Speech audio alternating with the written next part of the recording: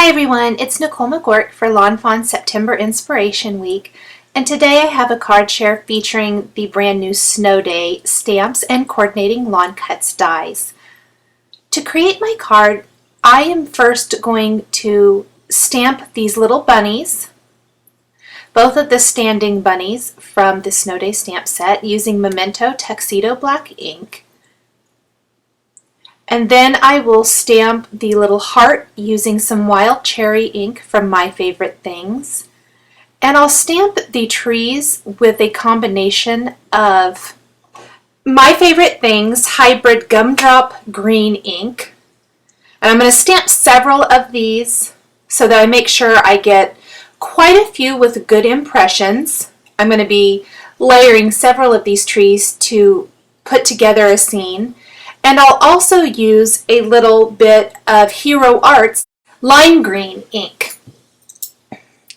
So I'm stamping some of both designs of these solid trees from the Snow Day stamp set. And in both colors. I wanted a little bit of difference in color for the trees, because like I said, I'll be layering them with the vellum and things to create this fun little snow scene. Now I always like to die cut as many images as I can from one sheet of paper, so I'm using a little post-it tape and to hold the dies in place.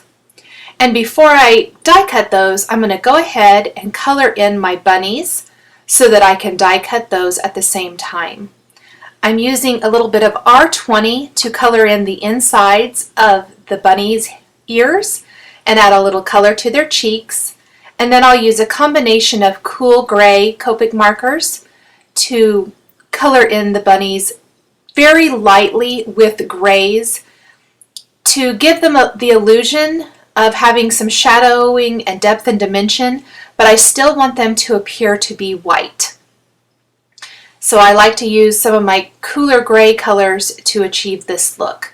I went back in with a little bit darker cool gray to add some of those definition points, and then I'm smoothing out that with the C1 cool gray marker.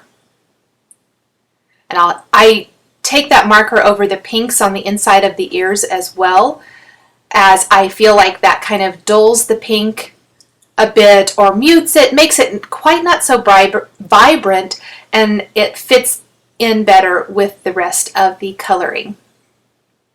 Now the C00 is the lightest cool gray color, and that really smooths out any of those harsh gray lines from my darker color and just gives it a nice soft look all over the little bunny. And I can go over that as many times as I need to get the look that I want. So I'll do the same thing for both bunnies, and then I'm ready to die cut them. I'll place the coordinating die over each of the images,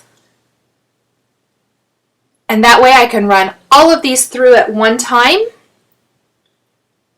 so that I can get as many cuts as possible. I'm going to need several trees for my design, so this way I can die cut as many images as possible with the first pass, and then I can go back through my machine to cut those additional trees.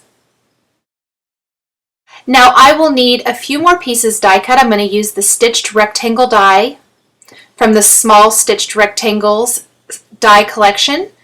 And I'll die cut that from a couple of sheets of 6x6 Snow Day pattern paper. I will also die cut a piece from some white cardstock, and I used the stitched, or rather the forest tree border to die cut some trees along a hilly border there from one of my pattern papers. From the white stitched rectangle, I will take the stitched hillside borders and die cut a couple of snowy hills for my scene. I can get two of those from one of the stitched rectangles, and I also need a stitched rectangle from some vellum. Now that I have the components for my card, I'm ready to start putting it all together. And I need to position my forest hill border in the background with the snow and the vellum, and I'm just working with it to get the scene exactly the way I want it to look. So there's how it's going to lay out with the pattern paper in the background. Then another pattern paper piece with those trees. It doesn't need to be a full sheet of paper since it's going to be covered up with the white paper along the bottom. I'll place the larger of the two snowy backdrops next, and I'm going to adhere that with a little foam adhesive to give it some subtle dimension. And place that at the bottom of this stitched rectangle. Next, I'm going to adhere the vellum. And I can put some adhesive along the bottom here. It will be hidden, so you won't be able to see that at all. And I'll show you how I hide some additional adhesive here in a little bit. I almost placed that other white hillside border down, and I started to do it and I realized I had forgotten the vellum, so I have to pop that up. I forgot with all the layers there what I needed to place there first. I love how the vellum subtly gives the illusion of more dimension instantly. And then finally I will finish with the other stitched hillside border on the front. I'll take my greeting. Before I do that, I am going to lay out some of the trees just to make sure I like the placement. And then I'll go ahead and adhere those. A few of them I'll need to adhere with foam adhesive because they're in the background there. It will help hold up that vellum as well. Since the vellum is on a piece of cardstock, that stitched hillside border that is raised with foam adhesive, adding foam adhesive to the trees behind the vellum will help keep it where it needs to be in the background. Then I'm tucking a few other trees in here and there, a few above the vellum or in front of the vellum, and a few behind. Additional foam adhesive in a couple of places, and I'll tuck the bunnies right there in front. I'm going to pop those up with a bit of foam adhesive as well to really help draw attention to them. And then I'll place the little heart in between their hands so it appears that both of them are holding on to that cute little red heart. Once I have all of those in place, I did put a little liquid adhesive on a couple of the trees that are behind the vellum so that the vellum will adhere to those and lay flatter. And I placed an acrylic block on top of those just because it's heavy and it holds the vellum down while the adhesive dries. I'll use a black gel pen to add some detail to the bunny's eyes and nose.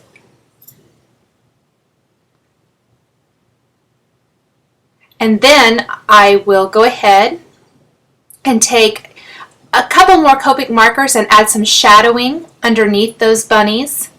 I'm using a little BG0000 and one of the gray markers to just give the snow a little depth and dimension with that shadow there of the bunnies. This is very simple, not real specific shadowing, just very quick and easy.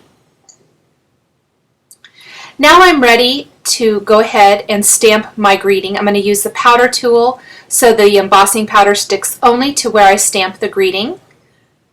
I'll stamp that and emboss it with some silver embossing powder from Ranger.